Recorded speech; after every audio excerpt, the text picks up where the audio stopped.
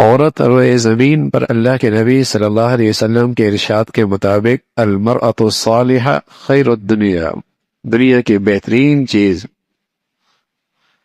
دنیا متاع و خیر المتاع المرأة الصالحہ، نیک بچی، نیک عورت، نیک ماں، نیک بیوی، نیک بہنا،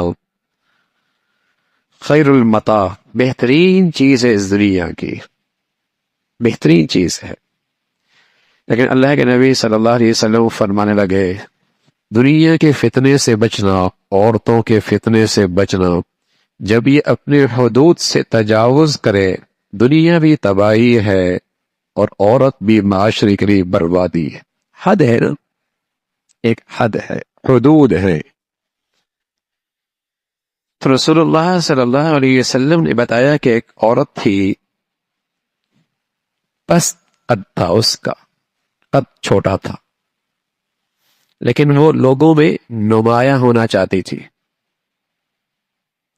تو وہ بڑی دو عورتیں میں جو بڑی مشہور تھی ان کے ساتھ چلا کرتی تھی، اور اس نے اپنی جوتے کے نیچے لکڑی کی ایڑی لگا رکھی تھی، اونچی لگے،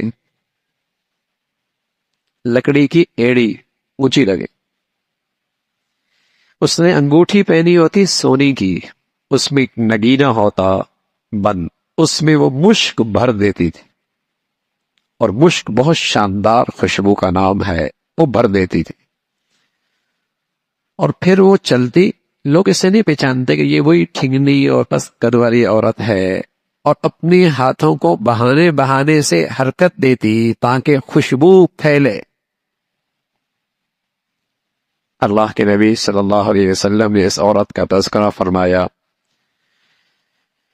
کہ اس عورت نے چاہا کہ لوگوں کی توجہ لے لے، لوگوں کی توجہ لے لے، لوگوں کے دلوں پہ اثر انداز ہو، ان کے عقلوں پر غلبہ پا لے، یہ اس نے ہیلے اختیار کیے، نمایاں لگے، جوتے ایسے پہن لیے، سونے کی انگوٹھی، خوشبو، معطر۔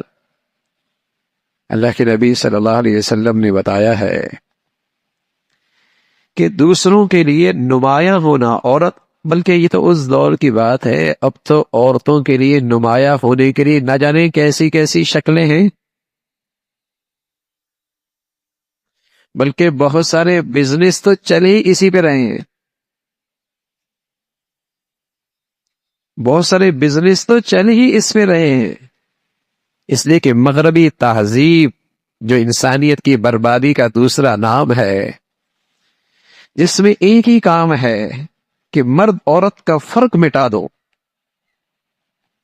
ان کو اس قدر ان کی آپس کا اختلاط، میل جول اور باہمی اتنا ایک دوسرے سے مربوط کر دو کہ مرد عورت کی یہ صنفیں ختم ہو جائیں۔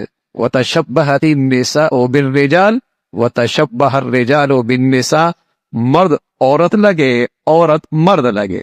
تو رسول اللہ صلی اللہ علیہ وسلم نے اس عورت کا تذکرہ کیا جو نمایاں ہونا چاہتی تھی۔ اب نمایاں ہونے کے کیا کیا انداز ہیں؟ بالوں کا انداز، بناؤ سنگھار کا انداز، لباس پوشاک کا انداز، چال کا انداز، یہ ساری شکلیں اختیار کی جاتی ہیں۔ ایک مرتبہ حضرت ابو ہریرہ فرمانے لگے رضی اللہ تعالیٰ عنہ، ایک عورت میرے پاس سے گزری، خوشبو لگائی ہوئی، تو میں نے اس سے کہا یا امت الجبار، اے جبار کی باندی، یہ کیا کیا ہو تو نے؟ کہاں جا رہی ہو؟ کہنے لگی مسجد جا رہی ہوں۔ حضرت ابو ہریرہ فرمایا تو نے خوشبو لگائی ہوئی ہے؟ کہا نام، میں نے خوشبو لگائی ہے۔ ابو ہریرہ فرمانے لگے رسول اللہ صلی اللہ علیہ وسلم سے میں نے یہ کہتے سنا ہے جو عورت خوشبو لگائے اور پھر مسجد جائے اس کی نماز قبول نہیں ہونی جب تک کہ وہ نہا نہ لے، غسل نہ کر لے، یعنی جب تک اس خوشبو کا اثر زائل نہ کرے۔ خوشبو لگا کے مسجد جا رہی ہو؟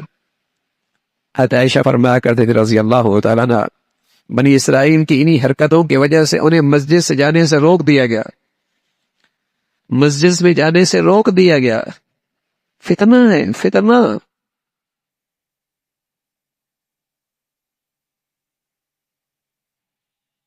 عطر لگا کے جا رہی ہو، خوشبو لگا کے جا رہی ہو، تو اللہ کے نبی صلی اللہ علیہ وسلم نے یہ واقعہ سنایا، اور آپ کی تعلیمات ہیں کہ عورت کا فتنہ ہے، اس میں احتیاط بہت ضروری ہے۔